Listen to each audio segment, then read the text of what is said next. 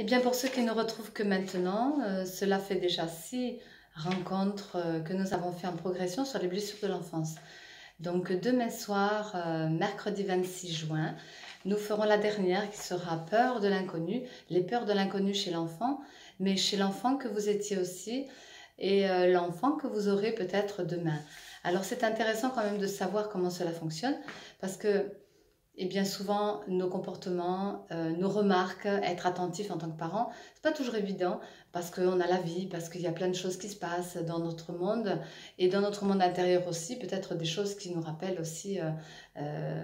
des anciennes histoires, en tout cas notre propre enfance. Et nous avons constaté peut-être des choses, remarqué aussi à l'extérieur des comportements et des attitudes que les gens pouvaient avoir vis-à-vis de leurs enfants. Alors, peur de l'inconnu, eh bien oui, les peurs de l'inconnu, bien souvent, l'enfant peut avoir peur de l'obscurité, peut avoir peur de l'eau, peut avoir peur de ces changements qui s'opèrent souvent dans sa vie, des endroits inconnus. Eh bien, il a besoin de temps, il a besoin d'être en immersion, il a besoin donc de la patience à avoir avec lui, de l'observance à avoir, et puis peut-être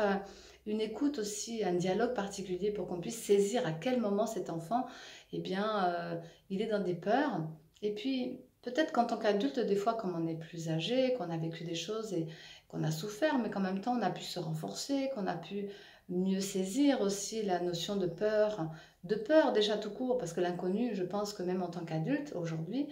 par rapport à cet éveil de conscience qu'on nous demande de plus en plus,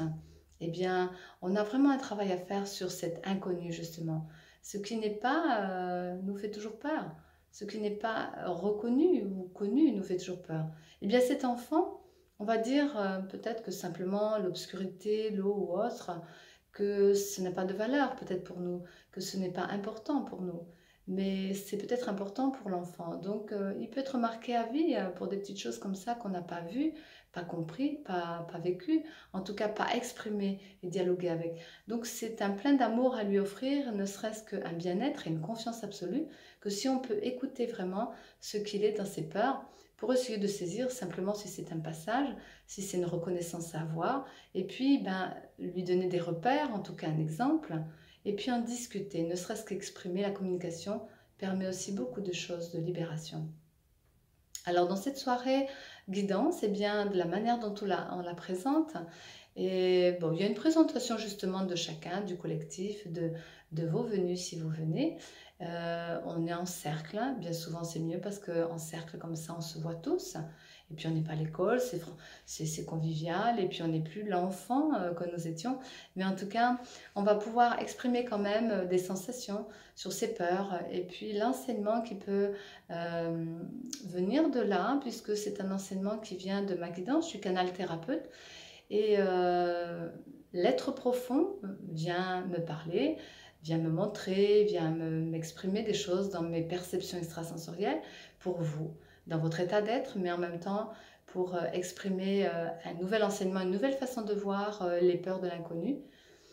Et puis, chacun va pouvoir témoigner, chacun va pouvoir ressentir, chacun va pouvoir voyager aussi, puisque ça peut être une méditation, un moment d'observance intérieure, comme un silence, qui va me permettre de voir justement vos états d'âme, de voir vos couleurs, de voir où chacun en est, pour que le groupe puisse être homogène et qu'on puisse monter progressivement dans cette soirée qui dure en gros 1 heure et quart, puisqu'il y a aussi une partie d'accueil, une partie conviviale après avec une collation,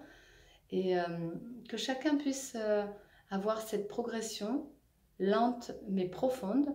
de qui il est là-dedans et de dépasser des limitations, de dépasser ces fameuses peurs, en tout cas d'en comprendre la situation à travers les autres, à travers les enfants, à travers son propre vécu, et puis de lâcher des choses du passé, pour qu'on puisse aller vers aussi cette avancée avec plus de liberté, plus d'ouverture, plus de mieux-être avec soi. En tout cas, aussi se raccorder à son cœur et avoir l'accord, en tout cas d'être en accord avec soi, avec son corps. Et la continuité de ça, eh bien, je vous propose aussi cet été une découverte, puisque pour l'instant, je suis à l'état expérimental, pour vous aider sur la région de Manosque, dans le 04, de la thérapie manuelle, où je ferai du modelage, du lissage et de la digitopuncture, toujours en guidance, avec l'aide profonde. Je me mets à l'écoute de votre corps, Et je vous amène vraiment dans un état de lâcher prise totale pour réaccorder votre corps, pour réaccorder votre cœur et puis être en accord avec vous et vous réconcilier avec ce corps. Alors que ce soit les hommes ou les femmes, en tout cas cette dernière soirée de guidance va permettre cette ouverture que je vous propose après. Donc vous aurez peut-être plus pendant l'été les soirées guidance, mais vous aurez encore une guidance possible à travers le corps, à travers cette thérapie manuelle qui est un peu spéciale puisque je me mets vraiment à l'écoute de vos auras, de votre éthérique et de vos guides pour vous donner aussi des messages et vous aider. Alors je vous souhaite de vivre tous ces moments de bien-être, de profondeur et de conscience. Et puis ça peut être à travers cette soirée, à travers ces thérapies manuelles. En tout cas, rencontrez-nous. Notre site kwelangacrystal.com et vous aurez toutes les informations sur nos nouvelles activités et sur notre manière de l'aborder. Voilà, avec plaisir, à bientôt.